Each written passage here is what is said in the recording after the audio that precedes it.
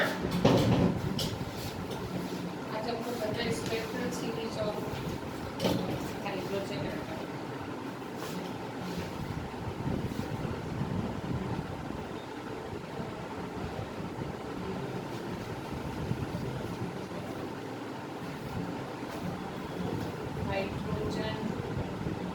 Atom.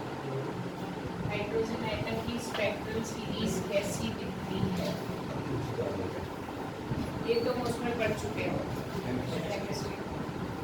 Energy of any electron in nth orbit is -2 pi square कल का रहा है, पाई का स्क्वायर आया था, a का स्क्वायर आया था, तो z का स्क्वायर आया था,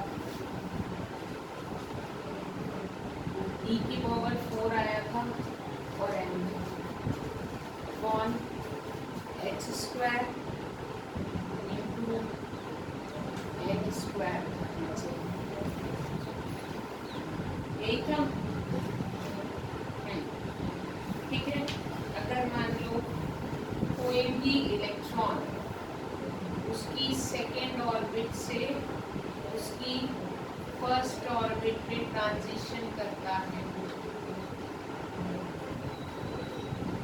तो इस ऑर्बिट की रेडियस होती है E2, इस ऑर्बिट की रेडियस होती है नहीं, रेडियस एनर्जी।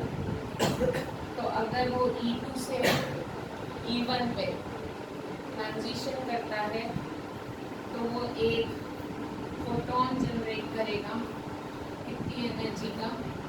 h न्यू का।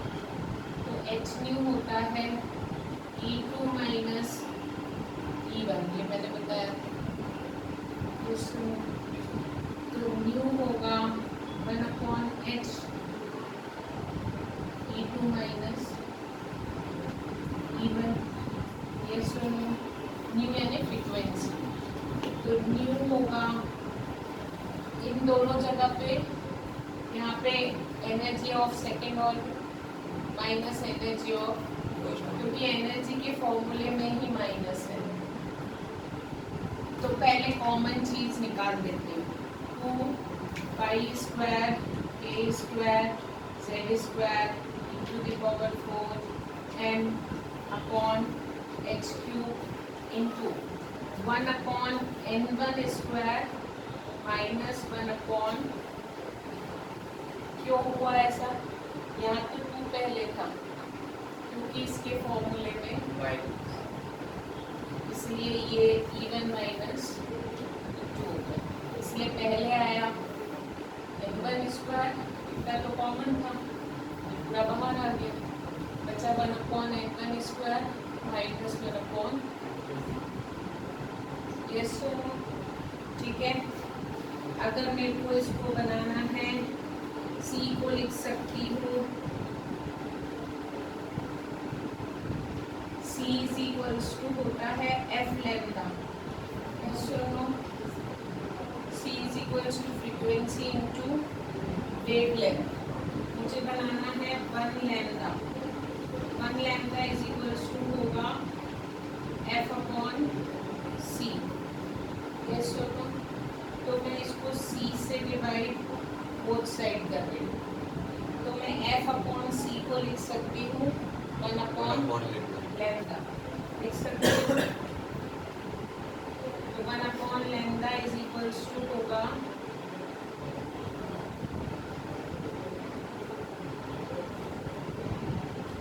जो जहाँ समझ में नहीं आए वहाँ पूछना है, जिस लेवल पे आता है माइनस जिस लेवल से 1/λ होता है wave number. Reciprocal of wavelength is called as wave number and that is denoted by bar of v। इसको कहते हैं मतलब कितनी नंबर ऑफ वेव्स होगी। वेव नंबर यानी क्या होता है? जैसे इसका वेव नंबर है 2। कई बार क्लास 10 क्यों बातें हो रही है? दूसरी क्लासेस नहीं चल रही क्या? और ऐसे ही बैठते हो तुम लोग रोज, इतने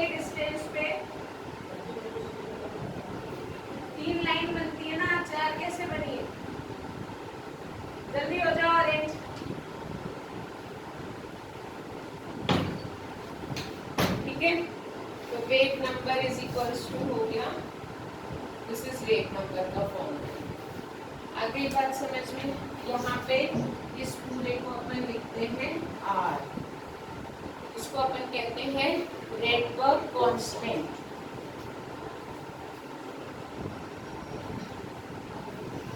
क्योंकि ये पूरा कांस्टेंट है, ये constant 2 3.114 9 into 10 to the power 9 Z for hydrogen it is 1, यहाँ शुरू से 1 चाहिए था क्योंकि हाइड्रोजन के लिए Z1 होता है, ठीक है। E is 1.6 into 10 to the power minus 19, mass is 3.1 into 10 to the power, नहीं 3.1 नहीं, what is the mass of electron? 9.1 into 10 to the power minus 31, h पता है, स्पीड पता है, ये पूरा इसको उल्टा है ना। इसको जब सॉल्व करते हैं तो इसकी वैल्यू आती है 1, याद रखना 1.0973 into 10 to the power 7 metre inverse. क्यों? क्योंकि 1/लैम्डा है और लैम्डा की यूनिट मीटर होगी। यस और नो? ठीक है। The above equation is called as Rydberg formula. इसको अपन क्या बोलते हैं? Rydberg formula. आगे बात समझ में, अब होता क्या है, इसी से हम बनाएंगे सीरीज। सीरीज यानी क्या होता है, सबसे पहली हमारी जो सीरीज होती है वो होती है लाइमन सीरीज। लाइमन सीरीज में आना हमेशा किसके पास है? फर्स्ट ऑर्बिट पे, लोएस्ट पॉसिबल एनर्जी। तो आना मुझे किसके पास है? फर्स्ट ऑर्बिट, मतलब n1 यहाँ फिक्स हो गया, n1 is 1, n2 is 2 3 4 h dash dash. आखिरी बात समझ में, इसका मतलब होता है सेकेंड ऑर्बिट से फर्स्ट ऑर्बिट में आना, सेकेंड ऑर्बिट से नहीं, हायर ऑर्बिट से लोअर ऑर्बिट पे आना, that is equals to R 1/1 minus 1/n square 2 का स्क्वायर, क्योंकि n1 1 हो गया। इसका क्या मतलब होता है? इसका मतलब होता है this is your nucleus, this is your first orbit. तो अगर कोई भी electron second, third, fourth whatever अगर इस ऑर्बिट से इस ऑर्बिट में आता है, अगर इससे इसमें आएगा तो एक फोटोन जनरेट करेगा पर्टिकुलर फ्रीक्वेंसी का, करेगा ही, यानी वेव जनरेट। यहाँ से यहाँ आएगा तो एक वेव जनरेट करेगा, यहाँ से यहाँ आएगा तो हमें अलग अलग फ्रीक्वेंसी की वेव्स मिलेंगी, जिसको अपन कहते हैं स्पेक्ट्रल सीरीज। जब हमने वो फ्रीक्वेंसी देखी तो वो फ्रीक्वेंसी आती है under the region of ultraviolet region. तो लेमन सीरीज से जो फ्रीक्वेंसी के सिग्नल हमको मिलते हैं वो कौन सी रेज होती हैं? मतलब हमेशा अगर कोई भी इलेक्ट्रॉन लोएस्ट पॉसिबल ऑर्बिट पे आएगा from any of the other orbit, जो फोटोन वो जनरेट करता है वो किस रेंज का होता है? अल्ट्रा वायलेट रीजन का, बहुत हाई फ्रीक्वेंसी। आगे बात समझ में, गेटिंग माय पॉइंट। उसी तरीके से सेकंड होती है, बोलते जाओ, बाल्मर, ठीक है। यही होगा बाल्मर सीरीज में n1 हो जाएगा 2 और n2 हो जाएगा 3 4 5 6 7।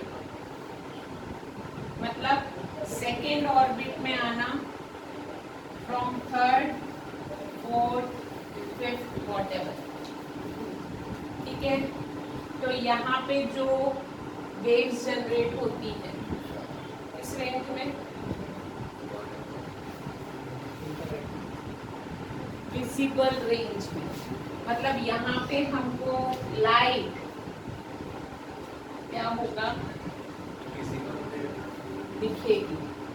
मतलब जब भी कोई इलेक्ट्रॉन थर्ड से सेकेंड में, फोर्थ से सेकेंड में, फिफ्थ से सेकेंड में ट्रांजिशन करेगा, वो कौन सी लाइट जनरेट करता है? मतलब वो किसी ना किसी कलर की होगी। Third is question series.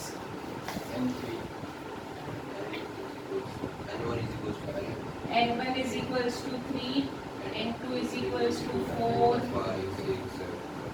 मतलब थर्ड लेवल पे आना पहले कहीं से भी इलेक्ट्रॉन का थर्ड ऑर्बिट में आना। यहाँ पे जो सिग्नल जनरेट होता है वो होता है फोर ब्रैकेट, कोई N1 is 4, N2 is, यहाँ पे फिर से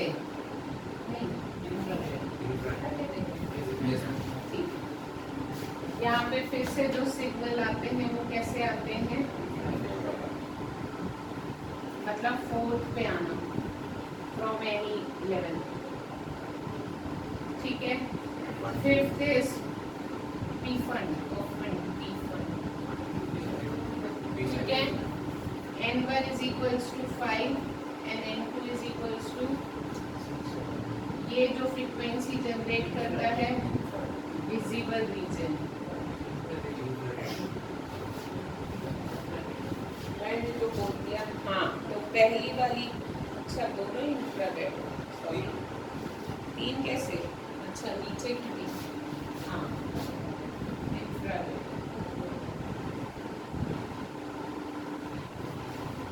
आई बात समझ में? तो बोर्स ने जो थ्योरी दी थी उससे उसने ये सारी सीरीज के बारे में बताया था, लेमन, बाल्मर और पास्चन, ये तो हमको पहले से ही पता थी। उसने अपने एटॉमिक मॉडल से दो सीरीज और स्क्रीन पे दिखाई थी कि अगर इस फोर्थ ऑर्बिट पे या फिफ्थ ऑर्बिट पे इलेक्ट्रॉन आते हैं तब इस रेंज के फ्रीक्वेंसी जनरेट होती।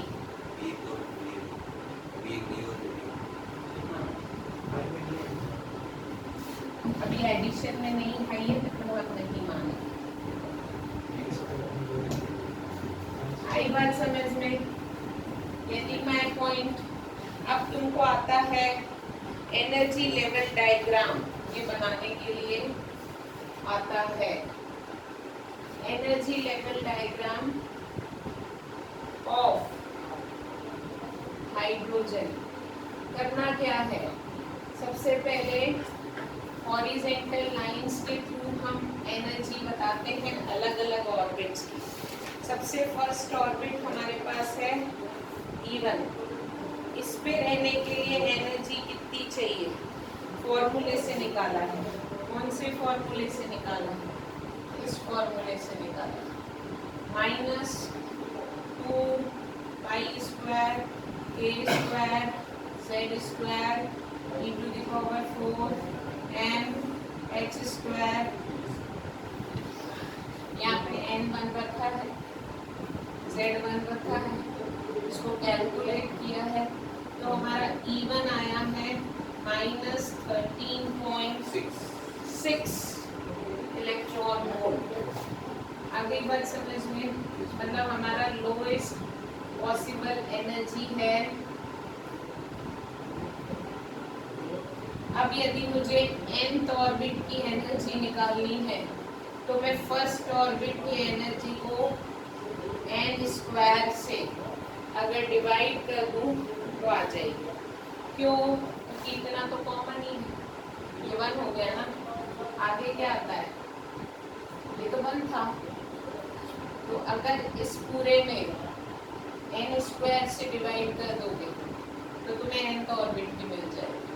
तो मैंने पहले 1 के लिए निकाल लिया। अब मेरे को अगर सेकंड की चाहिए तो मैं 13.6 को किससे डिवाइड करूंगी 2 n इज इक्वल्स टू 2 यानी 4। तो मेरे पास सेकेंड एनर्जी आएगी -3.4 ये याद रखना पड़ेगा -3.40 फिर तो माइनस 1.5 -1.5 फिर -0. फिर -0.54 ऐसा अलग अलग, ठीक है। और अगर मान लो किसी इलेक्ट्रॉन को एटम के बाहर ही करना है, मतलब आउट ऑफ द एटम, तो एनर्जी ऑफ इनफाइनाइट ऑर्बिट होता है 0। मतलब इसका क्या, इसका मतलब होता है यदि मुझे किसी एटम में से इनर मोस्ट ऑर्बिट के इलेक्ट्रॉन को बाहर निकालना है, पूरी ऑर्बिट्स के बाहर, तो मुझे कितनी एनर्जी देनी पड़ेगी? क्योंकि यहाँ से कहाँ जाना है, तो क्या होगा E2 माइनस E1, इतनी एनर्जी देनी पड़ेगी, 2 लेवल का डिफरेंस। तो इन दोनों का डिफरेंस कितना है 13 अगर मुझे किसी एटम में से इनर मोस्ट ऑर्बिट के हाइड्रोजन के बाहर ही करना है इलेक्ट्रॉन को, तो मुझे कितनी एनर्जी देनी पड़ेगी 13.6। अगर मुझे सेकेंड पे लाना है ऑर्बिट पे फर्स्ट से, तो मुझे कितनी एनर्जी देनी पड़ेगी? इसमें से इसको माइनस करो, कितना आएगा 10.2, तभी आएगा 10.2। तो मुझे यहाँ से यहाँ अगर इलेक्ट्रॉन को भेजना है तो इन दोनों का डिफरेंस कितना है, तो मुझे इतनी एनर्जी देनी पड़ेगी, तभी इलेक्ट्रॉन इस ऑर्बिट से। लेमन सीरीज क्या होता है, फर्स्ट पे आना, यस और no, from any other higher energy level. तो this will gives you lemon series. कौन सी रे जनरेट करता है? यूवी। जब भी ऐसा कुछ होगा तो यूवी रे जनरेट होगा। उसके बाद होती है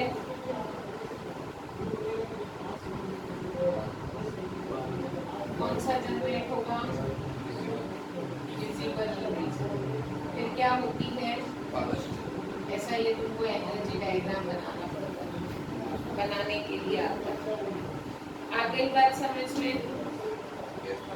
ठीक है। अगर कोई भी इलेक्ट्रॉन एक पर्टिकुलर ऑर्बिट में रिवॉल्व करता है तो उसके पास एक पर्टिकुलर एनर्जी की प्रोटेक्ट होती है। कोई इलेक्ट्रॉन फर्स्ट में रिवॉल्व कर रहा है तो उसके पास इतनी एनर्जी होगी, इसको कहते हैं एनर्जी क्वांटाइजेशन। या तो इलेक्ट्रॉन के पास इतनी एनर्जी होगी या इतनी, इन दोनों के बीच की, क्योंकि घर ही दो ही है ना, या तो फर्स्ट ऑर्बिट में रहेगा या थर्ड में। तो किसी भी इलेक्ट्रॉन के पास कितनी एनर्जी हो सकती है, या तो इतनी या तो इतनी या तो इतनी, इनके बीच की एनर्जी, इसलिए इसको कहते हैं एनर्जी क्वांटाइजेशन। अगली बात समझ में, जैसे अपन वहाँ पे चार्ज क्वांटाइजेशन, किसी भी बॉडी पे charge Q is equals to NE होता करते थे। अब उन्होंने बोला है n इज इक्वल्स टू 1 यानी ग्राउंड और normal state. n is equals to 1 यानी नॉर्मल स्टेट की बात करते हैं। और हाइड्रोजन एटम में जनरली सारे इलेक्ट्रॉन्स फर्स्ट और सारे क्या एक ही इलेक्ट्रॉन होता है और वो किस पे रहता है, ग्राउंड स्टेट पे ही रहता है। अगर मुझे ऑर्बिट्स किसी और लेवल पे उसको ले जाना है तो वो उसको कहते हैं एक्साइटेड स्टेट्स, हमको एनर्जी देनी पड़ेगी। आ गई बात समझ में? कहते हैं अब बोर्ड्स ने हमको इतना सब कुछ बता दिया था, लेकिन बोर्ड्स की थ्योरी ने भी बहुत कुछ नहीं बता पाया था। क्या क्या नहीं बता पाया था, उसने इसने ये जो स्पेक्ट्रल सीरीज है ये सिर्फ इसने हाइड्रोजन एटम के लिए ही बता पाई थी।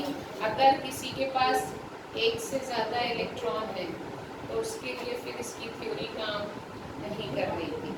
दूसरा उसने बताया था जब हम हाइड्रोजन एटम की स्पेक्ट्रल सीरीज किसी स्क्रीन पे देखते हैं ना, हमने क्या किया, जैसे सेकेंड ऑर्बिट से फर्स्ट ऑर्बिट पे लाए, फिर उससे जो रेज आई ना उसको अपन ने एक स्क्रीन पे देखा, फिर हमने थर्ड से फर्स्ट पे लाए, उससे जो रेज आई हमने एक स्क्रीन पे देखा, तो हमें ऐसा एक स्पेक्ट्रम मिलता है,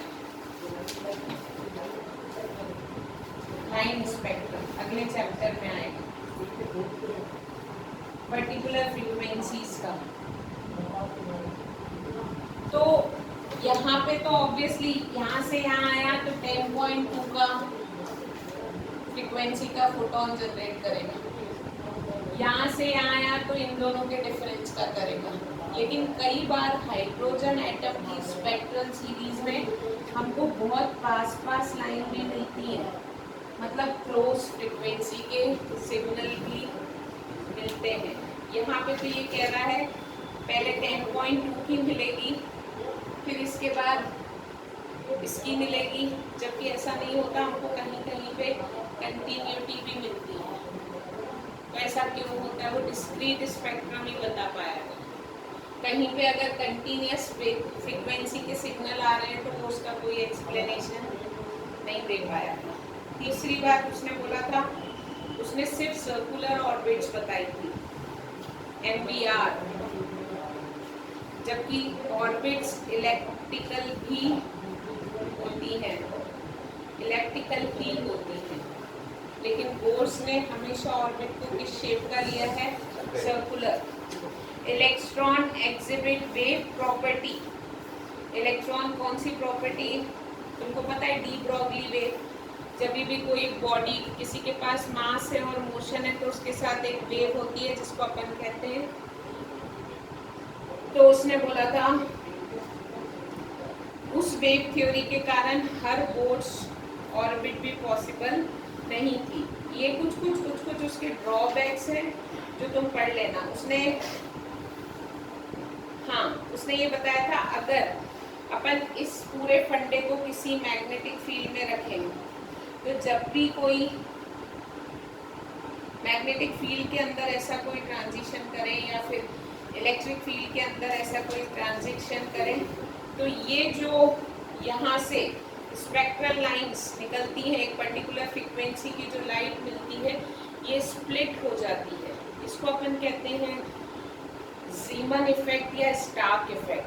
ये दो इफेक्ट हैं जो हायर फिजिक्स में कभी पढ़ोगे। तो ये दो इफेक्ट क्यों होते हैं ये भी वो, तो तुम इतना ना बता के ऐसा भी लिखोगे कि ज़ीमन इफेक्ट और स्टार्क इफेक्ट के बारे में नहीं बता पाया था, तो ये भी एक बोर्ड्स का क्या है, लिमिटेशन। अब इसके बाद 4 डेफिनेशन है, ऐसे ही सुन लो। सबसे पहला होता है एक्साइटेशन एनर्जी। एक्साइटेशन एनर्जी नाम से समझ में आ रहा है, वो एनर्जी जो किसी इलेक्ट्रॉन को हमको देनी पड़े to make transition from one level to is called as excitation energy। जैसे मैंने बोला सेकेंड पे जाने के लिए फ्रॉम फर्स्ट कितनी एनर्जी देनी पड़ेगी, 10.2 इलेक्ट्रॉन वोल्ट, माइनस की नहीं देनी पड़ेगी, प्लस माइनस कुछ नहीं होता। उसी तरीके से थर्ड पे जाना है अगर फर्स्ट से, तो हम क्या करेंगे, -1.5 माइनस 13. ये करोगे ना, E3 माइनस E1, E3 तुम्हारा कितना है, -1.5, E1 तुम्हारा कितना है, ये सॉल्व करोगे तो आएगा 12.09। मतलब मुझे अगर किसी इलेक्ट्रॉन को फर्स्ट से थर्ड ऑर्बिट पे ले जाना है तो मुझे उसको कितनी एनर्जी देनी पड़ेगी, 12.09 इलेक्ट्रॉन वोल्ट की, तभी कोई इलेक्ट्रॉन फर्स्ट ऑर्बिट से, इसको बोलते हैं एक्साइटेशन एनर्जी। आई आयोनाइजेशन एनर्जी यानी अगर, वेरी गुड, अगर मुझे इलेक्ट्रॉन एटम से बाहर निकालना है, मैंने आपको बताया था आयोनाइजेशन एनर्जी मतलब किसी भी एटम को आयोनाइज करना, तो यहाँ पे E infinity minus E infinity की एनर्जी होती है, तो मुझे कितनी देनी पड़ेगी, इसको अपन कहते हैं आयोनाइजेशन, क्योंकि अगर इलेक्ट्रॉन एटम से बाहर आ गया तो जो पीछे बचेगा वो एक आयन बचेगा। आई बात समझ में? तो एक्साइटेशन पोटेंशियल क्या होता है, ये तुम्हारी क्या है, एक्साइटेशन एनर्जी, यस और नो। अब अपन ये एनर्जी देते कैसे हैं, हम क्या करते हैं, ये दो टाइप की एनर्जी, मुझे किसी इलेक्ट्रॉन को फर्स्ट ऑर्बिट से सेकंड में या थर्ड में ले जाना, मैं एक फास्ट मूविंग इलेक्ट्रॉन लाऊंगी और उसको इस इलेक्ट्रॉन से जाके टकरा दूंगी, तो जो ये होगा ये अपनी एनर्जी उसको इम्पार्ट करेगा, उस एनर्जी को लेके ये, तो मुझे इस इलेक्ट्रॉन को, बॉम्बार्डिंग इलेक्ट्रॉन को भेजने के लिए फोर्स से इस इलेक्ट्रॉन को एक्सीलरेट कराना पड़ेगा, मतलब फोर्स लगाना पड़ेगा। तो इस इलेक्ट्रॉन को जितने पोटेंशियल से मैं एक्सीलरेट कराऊंगी ताकि ये जाके इस इलेक्ट्रॉन से टकराए और इसको फर्स्ट से सेकेंड ऑर्बिट में भेज दे, वो होता है एक्साइटेशन पोटेंशियल। क्या होता है? Excitation potential. मतलब it is the accelerating potential which gives to bombarding electron sufficient energy to target atom by raising one of its electron from inner to higher level. Yes or no? ठीक है। First excitation potential मतलब इस level से यदि इस level पे मुझे ले जाना है तो जो बॉम्बार्डिंग इलेक्ट्रॉन है उसको मुझे 10.2 वोल्ट की इलेक्ट्रिक फील्ड से क्या कराना पड़ेगा, एक्सीलरेट कराना पड़ेगा, तभी ये जो इलेक्ट्रॉन है वो जाके जब इससे टकराएगा तो वो इस इलेक्ट्रॉन को सेकेंड ऑर्बिट में भेज पाएगा, नहीं तो ये जो पोटेंशियल होता है वो होता है एक्साइटेशन। उसी तरीके से होता है आयोनाइजेशन पोटेंशियल, कितना होगा 13.6 वोल्ट। किसी इलेक्ट्रॉन को जब उतनी इलेक्ट्रिक फील्ड में एक्सीलरेट कराओगे तो वो जिस फोर्स से जाएगा इस इलेक्ट्रॉन को उठा के एटम के बाहर फेंकेगा, वो होता है आयोनाइजेशन। दिस इज चैप्टर समाप्त। अब बेसिकली जब मेरा चैप्टर समाप्त